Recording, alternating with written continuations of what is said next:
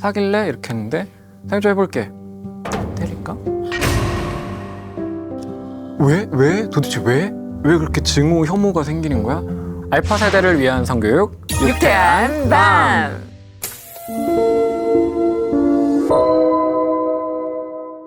안녕하세요. 와이미 성교육 이시훈 강사입니다. 저는 아이들 성교육 그리고 미디어 교육을 주로 하고 있습니다. 반갑습니다.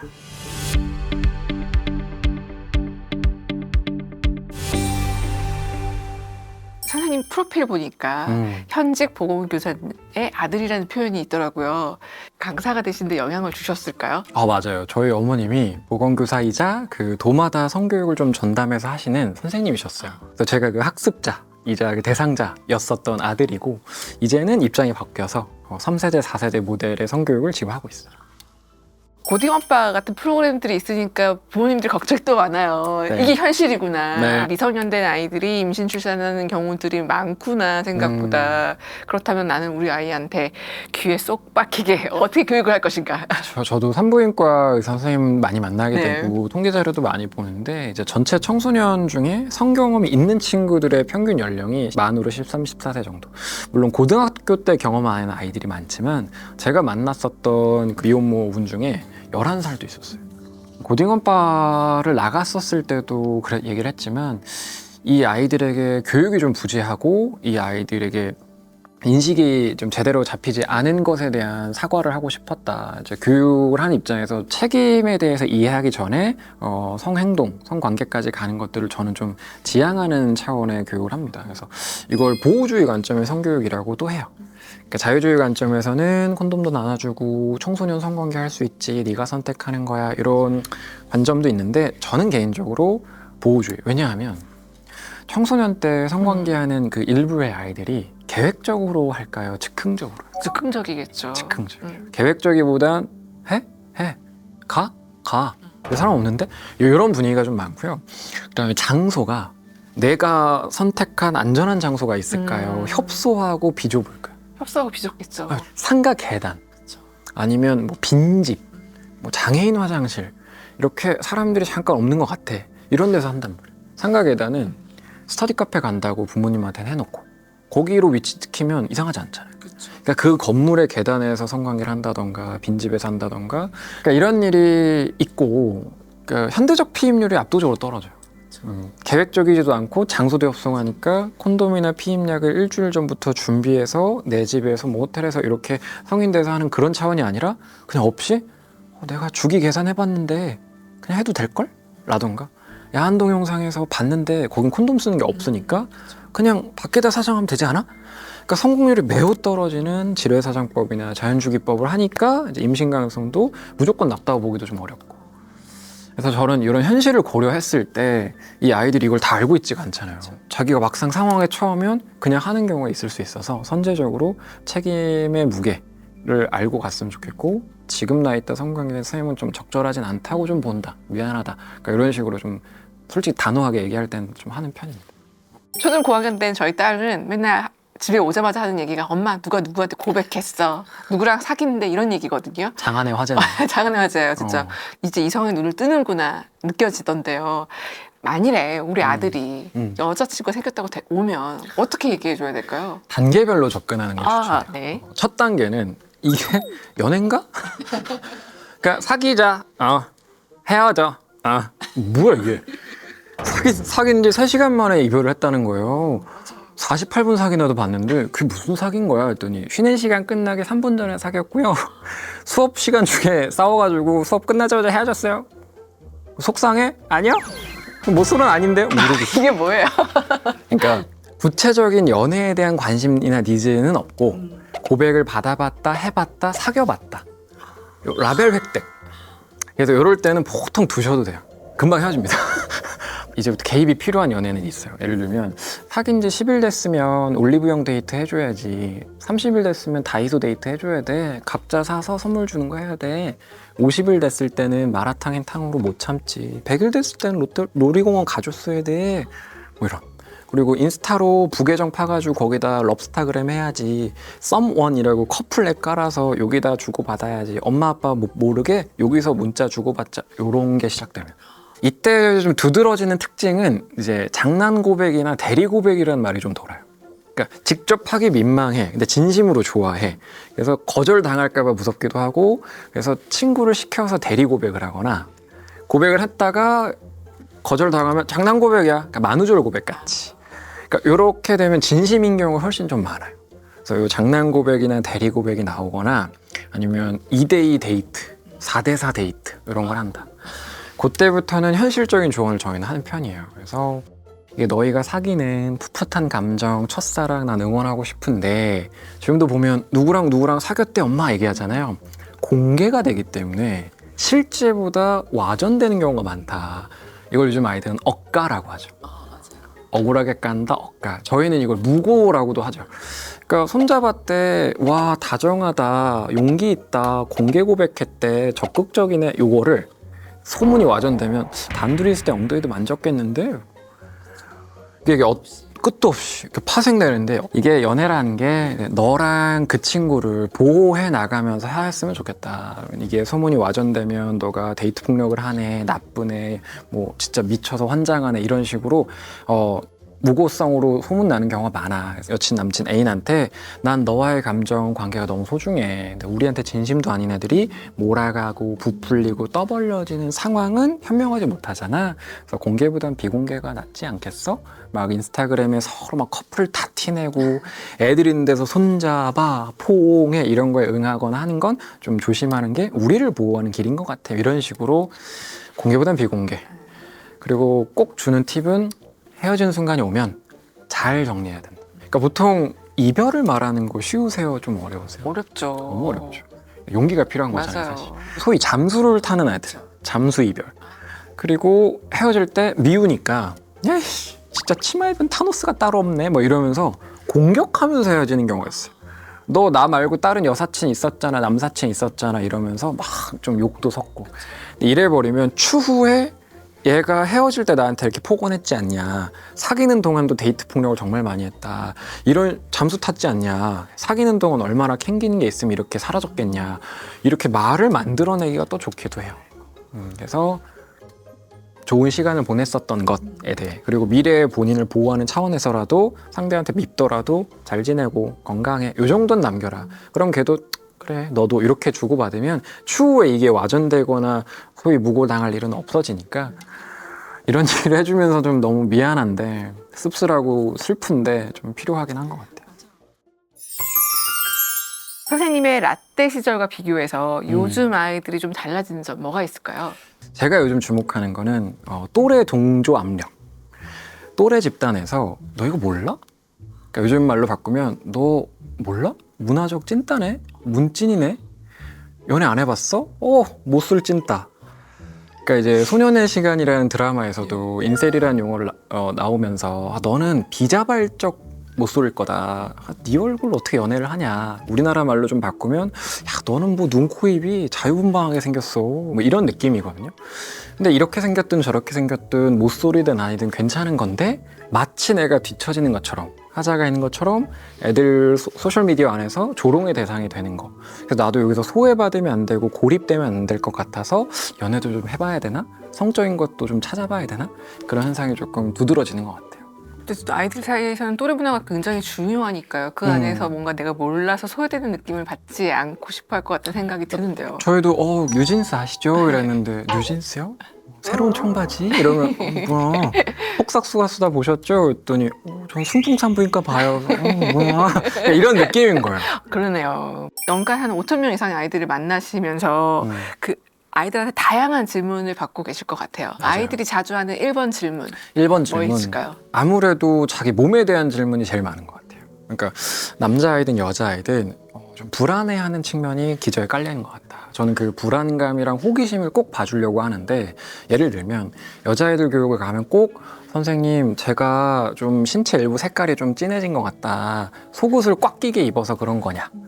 그러니까 이런 게 냉이라는 거냐. 이거 이상하다. 나 몸에 문제 있냐. 심지어 초경을 한 건데 나 죽냐. 피가 나오니까 이거 아기가 죽어서 나오는 거냐. 그래서, 그러니까 이게 혼재가 되면서 뭐가 나오긴 하는데 불안한. 그 남자애들도 뭐 자기 친구가 성기가 뭐 L타워만 하다고 했다.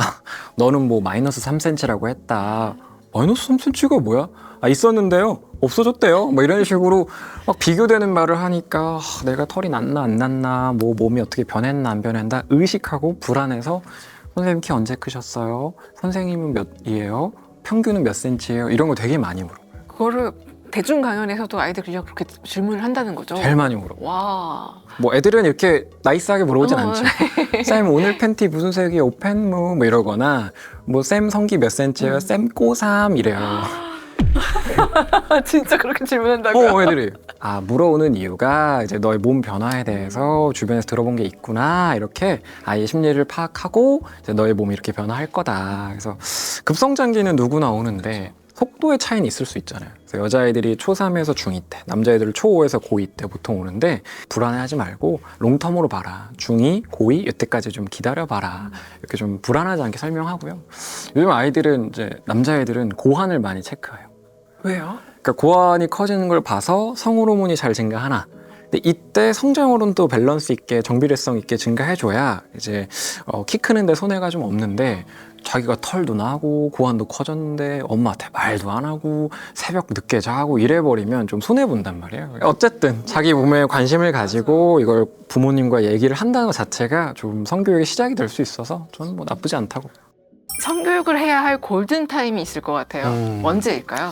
제가 1년에 5, 6천 명씩 초5에서 고2 사이 아이들 참 많이 만나는데 우리 아이가 관심이 좀 없는 것 같다. 쉽게 말하면 아직도 똥 방구에 3분씩 웃고 그냥 뛰면서 행복해지고 이러더라도 초5에서 6학년, 늦어도 중1에는 교육을 해주는 게 좋더라. 아, 그렇군요. 아니, 그렇다면 그 골든 시기에 해줘야 할 적절한 교육이라는 게 있을 것 같아요. 어떤 지식의 범위라든가 표현의 수준 같은 것들 어떻게 좀 해주면 좋을까요? 아이들이 뭘 궁금해하는지, 본인이 속한 집단에서 어떤 정도의 성에 대한 얘기를 들었는지를 확인하는 게 먼저.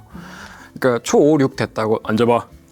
성관계가 뭐 너 스스로 하는 행위가 뭐가 있어, 뭐 콘돔이 어쩌고 이렇게 가면 이상해, 더러워, 엄마 아빠도 이런 거 한 거야? 안 했다고 해줘. 그래서 일부 당황한 아버님이 나 아직은 안 했어 이런 경우도 있대요. 그러니까 아이가 너무 놀래거나 혹은 너무 그쪽에 초점이 맞아지거나 이거 들은 거를 딴 데 가서 얘기를 하거나 이렇게 여러 좀 리스크 요인이 있거든요. 그래서 뭐가 궁금해? 친구한테 들은 거 있어? 이런 식으로 학습자 아이가 궁금해하는 걸 먼저 체크하고, 그러니까 되물어보고 내용을 선정하는 게 필수적이에요. 초등 고학년부터 변성기 시작되고 꼬릿한 냄새 나면서 나죠. 아이들 2차 성징 변화가 나오죠. 이제 나오기 시작하면 엄마는 몸의 변화를 엄마는 아는 채를 할까요 말까요? 해도 되는데 털 났어? 와, 우리 딸이 소녀에서 여성, 소년에서 남성이 돼가고 있네요. 레벨업 하는 거네.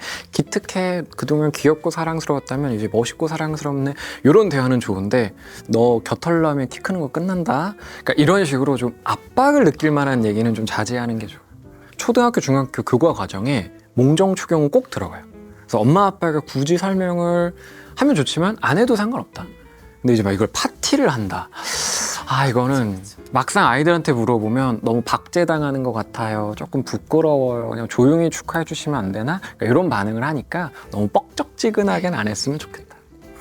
아이가 안아달라고 요청할 때 한 5분 기다려 뭐 이렇게 얘기해 주셨던 게 있더라고요. 네. 그렇게 스킨십을 해야 되는 이유가 있나요? 이게 5분 뒤 오케이라고 네. 제가 그냥 명명해서 진행하는데, 지금 중학교 고등학생 아이들이 코로나 때 입학하고 그런 시기인데 예전처럼 뭐 놀이터 가서 놀고 싸우고 갈등이 생기고 감정 풀고 미안해, 왜냐면 다음날 또 놀이터에서 놀아야 되니까 이런 절대적인 경험적 자산이 좀 부족한, 그러니까 감정을 교감하고 상대방 표정이 화났나? 불편한가? 표정을 봐가면서 교감하는 그 정서지능, 사회적 지능이 커나갈 기회가 좀 사라져 있어서 내가 손잡자고 하는 게 친하니까 끌어안는 게 얘가 좀 불편한가? 아닌가?에 대해서 알아차리고 배려하는 그 사회성이라고도 보는 그 부분이 조금 약한 것 같다. 그래서 엄마랑 아빠랑 딸, 아들이 포옹하거나 이럴 때도 매번 오케이가 아닐 수 있어. 난 널 사랑하지만 상대방이 뭐 손에 물이 묻었어, 지금은 좀 아닌 것 같아 라고 부동의를 표현했을 때 존중해 줘야 돼. 네가 존중해 줘야 존중받을 수도 있어. 이 경험을 이제 말로 막 설명하기보다는 체득할 수 있게 해주려고 10번 중에 8번은 그냥 안아줘도 되는데 엄마가 지금 좀 불편해 근데 3분 뒤, 5분 뒤엔 괜찮아. 맨 처음에 뭐야? 갑자기 왜 이래? 뭐 5분 뒤에 뭐 달라져? 이러다가도 근데 이게 몇 번 쌓이면 다음에 약간 눈치 봐요. 엄마 지금 손잡아도 돼? 포옹해도 돼? 안아줘?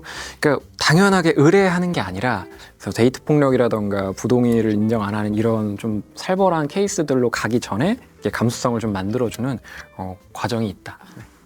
우리 가족끼리도 상대방이 남자일 때, 여자일 때 불편할 수 있다는 점을 좀 잘 알아야 네. 연애 문제 주의를 할 것 같다는 생각이 들어요. 맞아요. 연관된 사례 같은 것들 들으실 경우가 있을까요? 있죠. 그러니까 이게 사건화된 것도 많은데 요즘에 아이들이 거절을 당했을 때 이걸 공격으로 인식하는 경우가 좀 많은 것 같아요.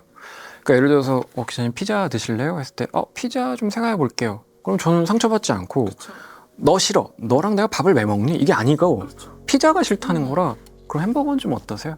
햄버거 좋아요. 저 어제 피자 먹었거든요. 이게 되잖아요. 근데 이걸 연애로 바꿔서 사귈래? 이렇게 했는데 생각 좀 해볼게. 때릴까? 왜? 왜? 도대체 왜? 왜 그렇게 증오, 혐오가 생기는 거야? 얘가 저 공격했잖아요.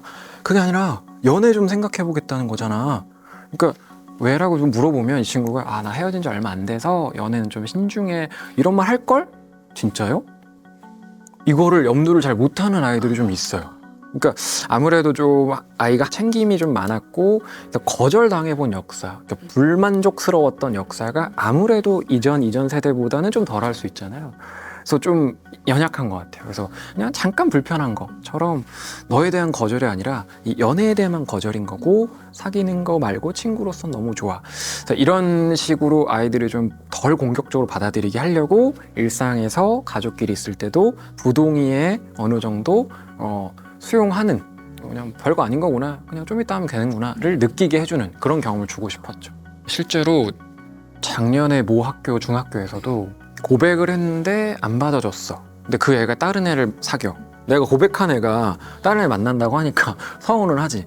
근데 그렇다고 가방에 흉기를 들고 가고 교문 앞에서 나를 거절한 친구를 불러내서 흉기로 교문에서 그러니까 이런 일들은 많이 알려진 내용이긴 한데 그래서 이런 준하는 사례들을 좀 많이 만나게 되는데 아이들이 왜 이렇게 거절에 좀 예민할까 두려워할까 겁을 내서 더 세게 반응하더라고요. 그렇다면 이렇게 좀 거절당하는 거에 대해서 좀 불안해하고 잘 받아들이지 못하는 아이들에게는 어떻게 해주면 좋을까요? 이 자체가 너를 훼손하지 않는다. 너의 자존감, 자존심, 너라는 사람에 대한 평가를 안 좋게 하지 않는다. 단순히 연애만 안 맞았던 것뿐. 애초에 내가 좋아하는 사람이 나를 좋아하고 이게 이어진다는 것 자체가 기적적인 거고 되게 뜻깊은 일이지 그렇지 않다고 좌절할 필요가 없다라는 말을 먼저 해주고 상대도 부동의할 수 있는 건 너가 제안을 했을 때 동의하든 부동의하든 두 가지 다 의사표현을 열어준 거기 때문에 그렇다. 그래서 너도 엄마가 아들, 딸 오늘 설거지 해줄 거야? 이랬을 때 하겠다고 할 수도 있고 싫다고 할 수도 있고 게임에 집중하느라고 대답을 안 할 수도 있잖아. 대답을 안 하는 건 설거지 안 하겠다는 뜻이잖아. 그러니까 동의, 부동의, 입장 없음? 입장 없으면 또 부동의에 가까워. 그럴 수 있는 거야 라고 이걸 좀 캐주얼, 라이트하게 받아들일 수 있게 설명해 주는 것도 필요하고 두 번째로는 거절하는 방법도 설명해 주면 좋아요. 거절해본 역사가 많지 않으니까 옆에서 막 애들이 쳐다보는데 고백은 받았지 내가 여기서 막 쑥스러워하면 애들 사이에서 놀림거리가 될 것 같지 하니까 내 원래 마음보다 좀 세게 고백 받았을 때 저리가 이런 치마 입은 마동석 같이 생겨가지고 막 이런 식으로 못되게 편지를 찢는다던가 이런 경우도 있어요. 괜히 상황에 몰려가지고 그래서 거절하는 방법도 알려주면 좋아요. 그래서 거절할 때 너 못생겼어, 너 싫어, 너랑 내가 왜 사귀냐 이런 말은 너무 공격적이라 주어부터 좀 바꿔라. 아이 메시지라고도 하는데요. 나는 지금 연애에 큰 관심은 없어. 나는 너가 되게 좋은 친구라고 생각하고 연애까진 생각을 안 해봐서 시간을 좀 두고 얘기해도 될까? 이런 식으로. 그럼 이제 나에 대한 의사를 전달하는데 그 대상이 너가 아니라 아이잖아요. 그럼 이제 분쟁 요소가 좀 덜해지더라고요. 부모 자녀 간의 대화에서도 이게 좀 좋긴 하죠. 너 몰폰 했어 안 했어? 너 핸드폰 뚫었어 안 뚫었어? 너 야한 거 봤어 안 봤어? 이거 너무 공격적이란 말이에요. 그러지 말고 나는 너가 너무 어린 나이에 충격적인 영상을 보고 힘들까 봐 걱정돼. 그러니까 너 방꼬라지가 이게 뭐야? 넌 공격인데 나는 너가 깨끗한 공간에서 편하게 지내길 바래 이거잖아요. 하고 싶은 말이. 이렇게 좀 풀어서 성이나 미디어나 연애 같이 예민한 주제는 이렇게 지도해 주시는 게 좋아요.